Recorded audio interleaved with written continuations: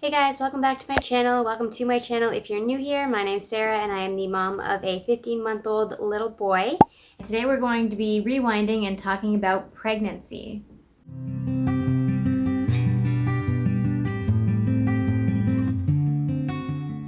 I do want to mention right off the top that I am super aware that this is just my experience with pregnancy and everyone is just so different. I am super lucky that I didn't have to deal with HG, which is a sickness that my super good friend ended up having. I've heard about other people who have had it and you're just so sick your entire pregnancy, and I feel for you guys that have that. I was lucky enough to just be sick for my first trimester, just kind of the classic weeks that most people are, but not after that. So I am aware that this is not the case for everybody. I'm just sharing with you my experience and how I navigated through my experience of pregnancy. So like I mentioned, my little boy is 15 months old, so I am 15 months postpartum. So the first trimester was about a year ago.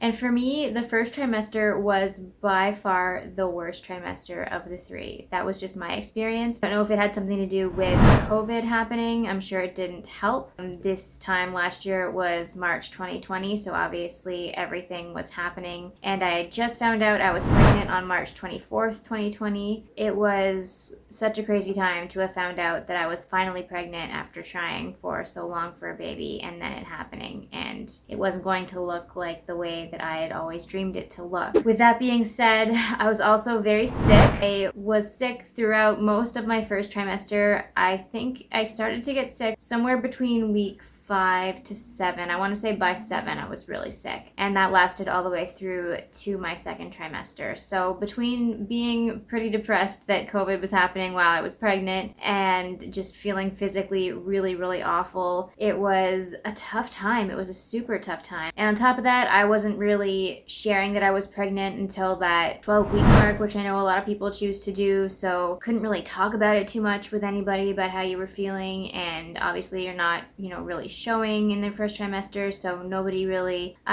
gives you extra courtesy. And just altogether, the first trimester, I definitely felt the worst physically, emotionally, and I wasn't visibly pregnant, so I just found it difficult. And also just processing the idea that I was pregnant. Even though I'd wanted a baby for my entire life, there was still a couple of moments of, oh my gosh, did we make the right choice? Should we be having a baby? Is this what I want? I'd wanted it for my whole life, but I still had those feelings and thoughts and emotions and had to work through them. So I think that that's really common and that it doesn't get talked about, as much as maybe it should. Those worried feelings and those feelings of, oh shoot, did I make a mistake?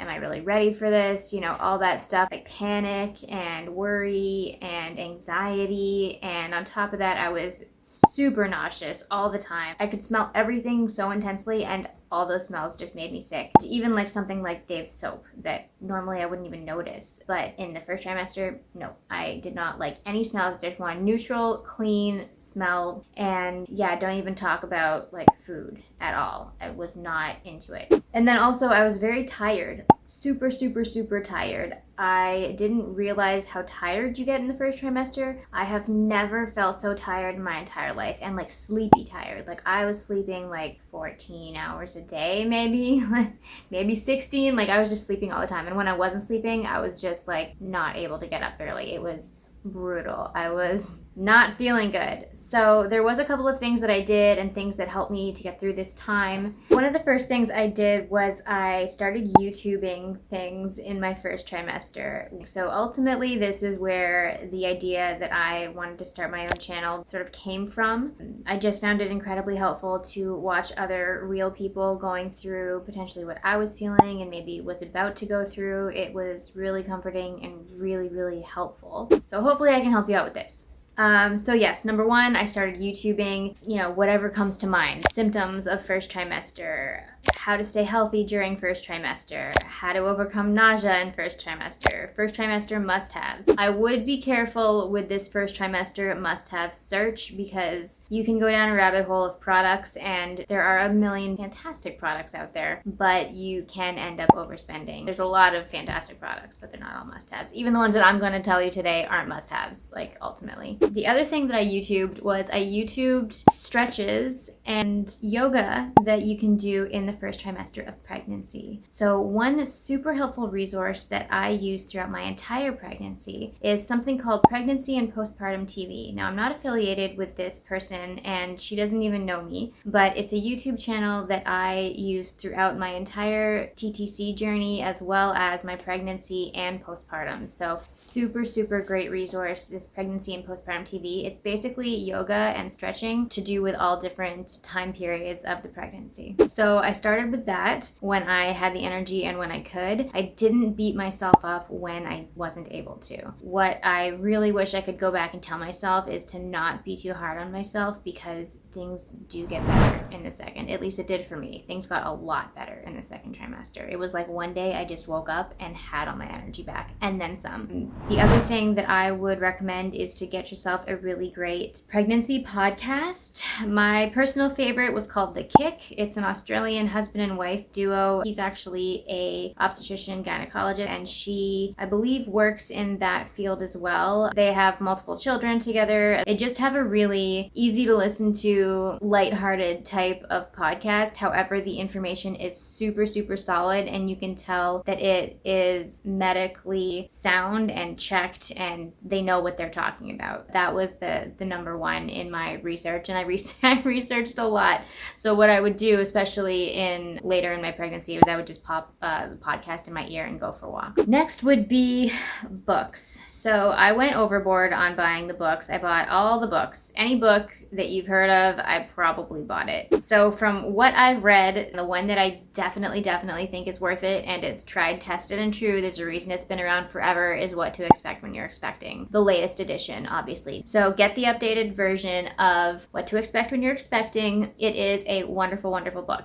It looks intimidating because it's quite thick, but actually it's one of those reference-y type books where it brings you through how you might be feeling in that week of pregnancy, all different symptoms, questions that you might have that come up. Not absolutely everything in the book is going to apply to you. You just kind of skip those sections, but with that, I would get an app as well. So I figured if I was really enjoying the What to Expect book, then I would enjoy, the other things that went along with it. The What to Expect app was great. It brings you along and helps keep track of where you are in your pregnancy. It's got really great videos. Dave and I used to really look forward to every week they put out a video, and it told you all about how the baby was developing and what's going on with baby, which was super exciting and really just made it feel more real, because I found, especially in the first trimester, when you're not showing, it's hard to believe. Even all the way up till the end, it was hard to believe that there was a baby inside, but these videos definitely help to solidify that and to make it real. For partners, I would recommend getting a book for them too, whether a dad or another type of partner. Finding a book that's a good fit for that person that has to do with what's happening is super helpful. So the one that Dave and I ended up getting was called Dude, You're Gonna Be a Dad, and I got it because it's definitely written with humor in mind, and I feel like a lot of guys can connect more with some humor. You know what I mean? It just feels a little more lighthearted and a little less intense. And I know us pregnant ladies sometimes can get like a little intense. So it really helped to kind of like lighten things up. But also the information in there is super solid. It was a lot more fun actually to sit and read it together. So it was, number one, he was getting the information. Number two, I was learning some cool things from that book as well. Our book was written by a man, so from a male perspective was kind of interesting to hear. A lot of it was kind of coinciding with the things that I was reading. And it was bonding time. You know, it was the time that Dave and I would turn off our screens and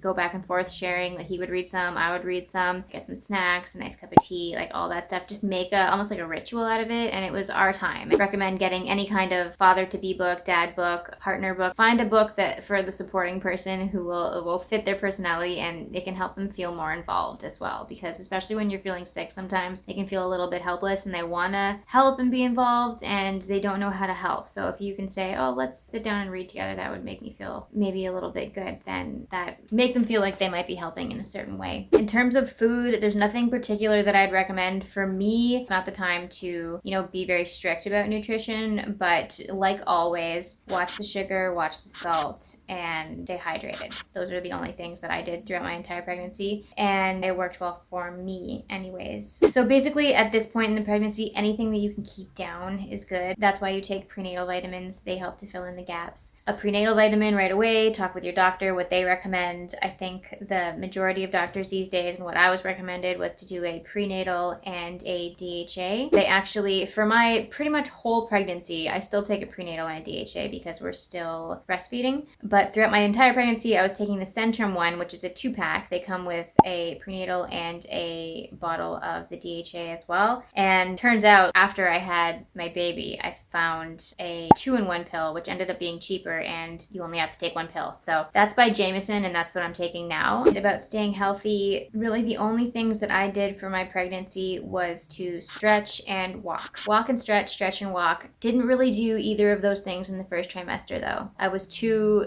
depressed and too exhausted and too sick. I couldn't do any of it. So basically just survival, rest, and stay hydrated. Talking about staying hydrated, so whatever it takes for you to drink more water is what you gotta do. For some people, that means getting a cute water bottle. I've seen those ones with like encouragements along the side and times of the day or what have you. If you want a sparkly pink water bottle, that'll make you want to drink out of it. If you want one with a straw, I personally find if I have a straw in my drink, I'm going to drink more of it and faster. It's just easier to drink from a straw, in my opinion. The other thing that I did was I added lemon to my water. So lemon, number one, the citrus was really refreshing to me when I was nauseous. And number two, it just makes the water, I don't know, taste like something. I'm just not a huge water person. So for me to drink more water was a challenge. So what I ended up doing, I had just like a bubba, like one that you would take on vacation down south that kept it hot. So what I would do is I would make a hot lemon water in a glass with a straw, and I would make one in the bubba at the same time, so that usually it was too hot to drink right away in the bubba, but like if I woke up in the middle of the night or like the next morning, then it was nice and warm and like the perfect drinking temperature. So I'd do one that I'd put like a few ice cubes in to make it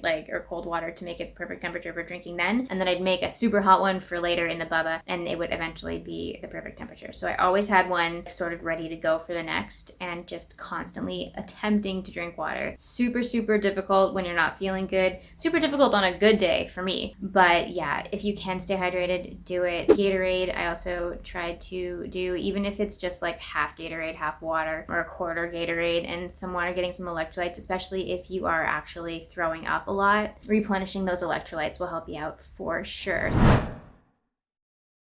You can start with your registry. That made me feel better as well. So the registry that I used is called Baby List, and it's an app, and it's really cool concept. It's an app where you can put things from any different website in one place. So you can put things from Amazon, things from Babies R Us, things from Walmart, any store ever that you want. You just take that web page and the app will link it to that page. So I had things from all over the place on this, a lot of Amazon, but things from all over the place on this app, and it was fantastic because then you just give people, if you're having a shower, or even if people just ask if I have a registry, I would just give them URL, the website code, and they could go on it and just look it up. And they don't have to download the app. They can just do it from the web, which is fantastic. So they go to the website, they can reserve something, or they can mark as purchased. You can keep it a secret from yourself, or you can get the app to tell you who's getting you what. And it was just a great app. Like, why tie yourself to one store when you can have all the stores in one app? In fact, I still have my baby registry app running, and I just keep changing the due date, and I'm using it for his birthday presents and Christmas presents and stuff. It's just great to have. That helps because it's like shopping, except for you're not spending money.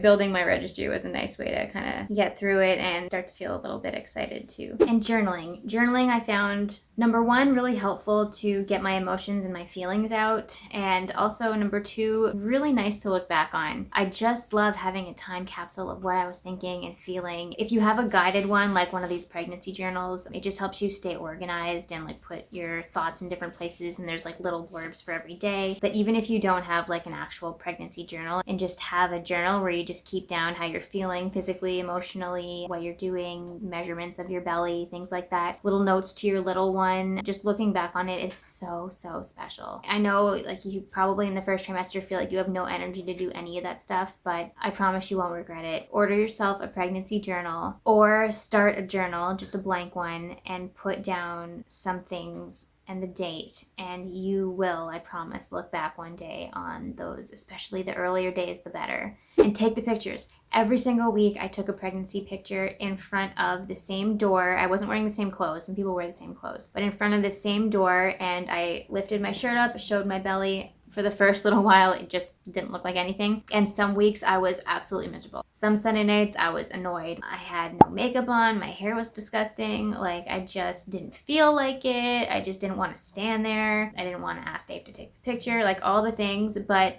I did it anyways, and it's funny to look back, because some Sunday nights I'm like glowing and so excited and happy, and others I'm just like totally miserable. But I have the progression of every Sunday night and every week, and how my belly's looking and how I'm feeling too. So it's genuine, it's kind of cool. And it is so interesting to look back on. You'll be happy you did that too. In terms of products to purchase in the first trimester, there's really nothing that I would recommend, with the exception of one particular product, just one, and it has to do with stretch marks.